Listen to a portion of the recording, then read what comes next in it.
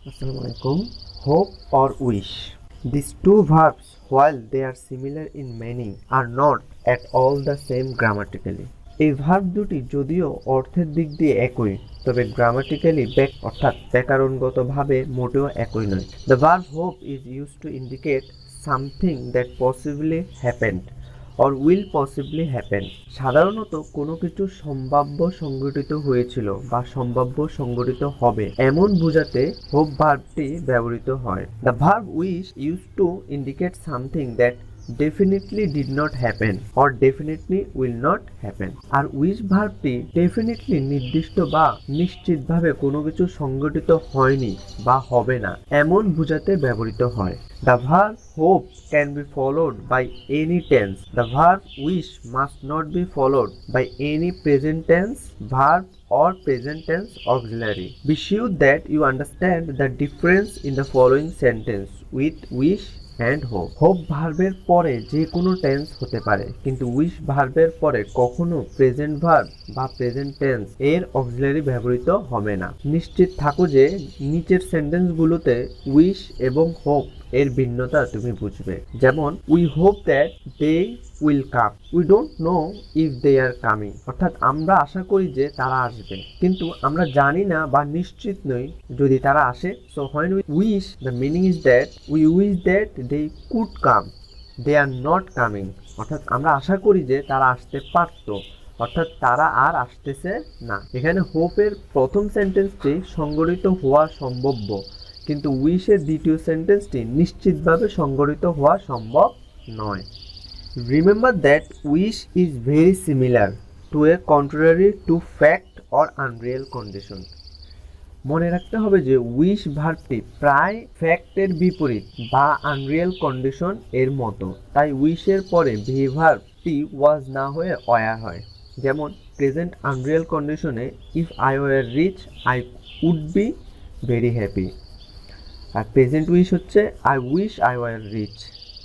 আর past unreal condition হচ্ছে if you had been here last night we would have enjoyed it. আর past wish হচ্ছে we wish that you had been here last night. এখানে unreal condition হোক বা wish যুক্ত tense হোক, দুটোই ফ্যাক্টের বিপরীত বা অবাস্তব বোঝাচ্ছে।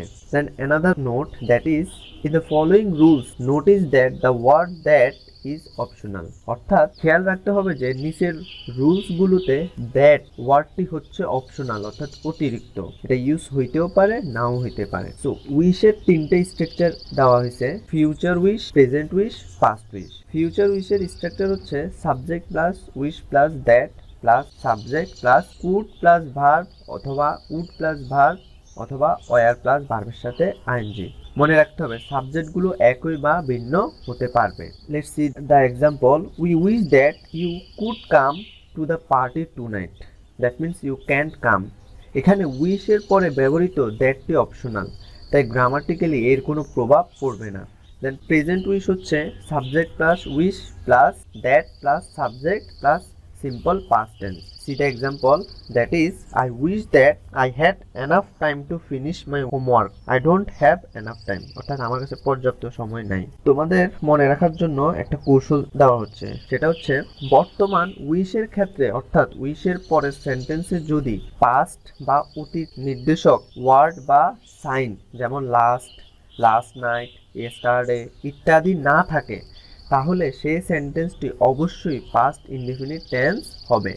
যেমন উপরের এক্সাম্পলগুলো লক্ষ্য করো, we wish that he were had enough to come with us, he is not old enough. এখানে উইশের পরের সেন্টেন্সটিতে পাস্ট বা অতীত নির্দেশক কোনো ওয়ার্ড বা সাইন আসেনি, তাই পাস্ট ইনডেফিনিট টেন্স হয়েছে।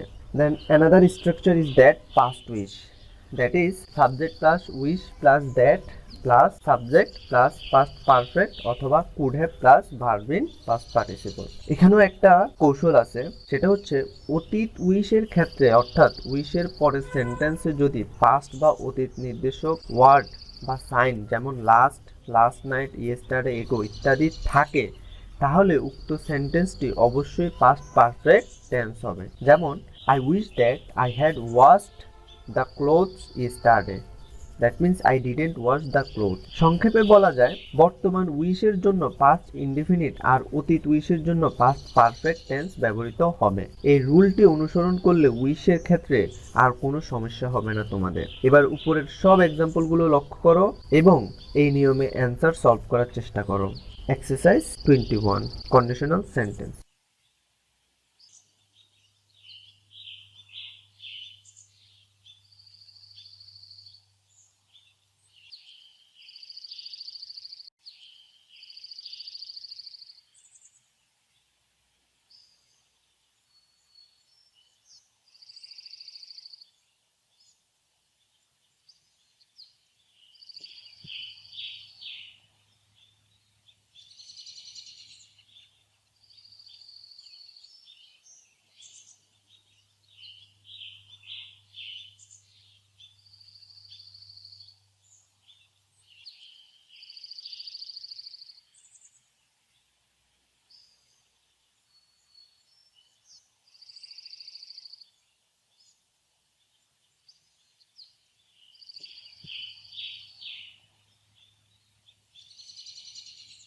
Thank you.